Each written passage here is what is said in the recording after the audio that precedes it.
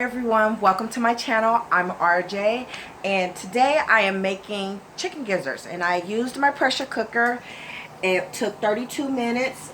It's done. I let it do a slow release and now I've already taken them out and I've drained them, I've seasoned them, and then I floured them.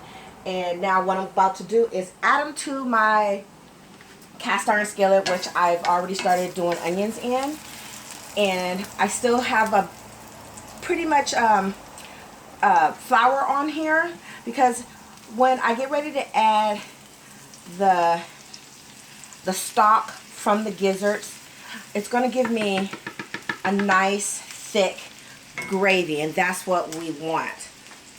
And I've used seasoned salt. I really don't use salt too much. And I used a little bit of pepper, and now I'm just gonna fry these up until they get a nice gold brown color on them. And most of my oil is gone, so I'm just gonna add a little bit more oil. I'm using grapeseed oil. I like the flavor of that. And then just toss them around.